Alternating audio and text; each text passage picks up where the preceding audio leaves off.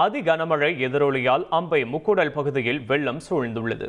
இது பற்றிய விவரங்களை செய்தியாளர் கண்ணன் வழங்க கேட்கலாம். கண்ணன், வணக்கம். இந்த வெள்ளம் சூழ்ந்த பகுதியில் சம்பந்தப்பட்ட அதிகாரிகள் ஏறேனும் தற்போது வரை ஆய்வு மேற்கொண்டிருக்கிறார்களா? கள விவரங்கள் என்னவா இருக்கிறது கண்ணன்? வணக்கம்.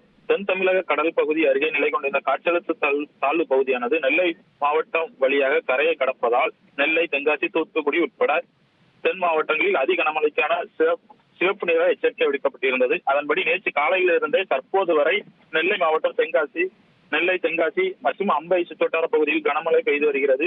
அதிகபட்சமாக நெல்லை மாவட்டத்தில் ஊத்து தேயிலை தோட்ட பகுதியில் 50 சென்டிமீட்டர் மழையும், மேலும் வீரவநல்லூர், பாப்பாக்குடி, நாலுமுக்கு உட்பட பல்வேறு பகுதிகளில் 20 சென்டிமீட்டர் முதல் 27 சென்டிமீட்டர் வரை மழை பதிவாகி இருக்கிறது. இந்த தொடர் கனமழையின் காரணமாக நெல்லை மாவட்டம் முப்படல் மற்றும் அதன் சுற்றுவட்டார பகுதிகளில் குளங்கள், மறுகள் பாய்ந்து குடியிருப்புகளுக்கு அந்த வெள்ள நீரானது புகுந்துள்ளது. மேலும் அந்த வெள்ள நீரில் பல்வேறு பகுதிகளில் அந்த குடியிருப்புகளில் ஐடியா என்னமோ சின்னதுதான், ஆனா லாபம் பெருசு.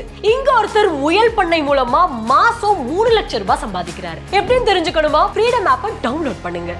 அளவுக்கு தண்ணி தேங்கி இருக்கிறது. இதனால் அந்த முக்குடலில் இருந்து ஆலங்குளம், கடையம், நெல்லை உள்ளிட்ட பகுதிகளுக்கு செல்லும் சாலையில் வெள்ள நீரானது பெருக்கெடுத்து ஓடுகிறது. இதேபோல் தென்காசி மாவட்டம் கடையம் சுற்றுவட்டார பகுதிகளிலும் வெள்ள நீர் ஆங்காங்கே சூழ்ந்துள்ளது.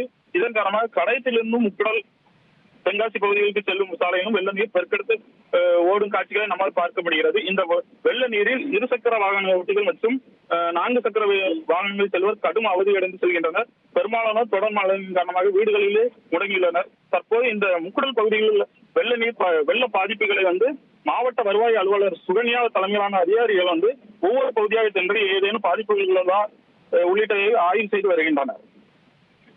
விவரங்களுக்கு நன்றி கண்ணன்.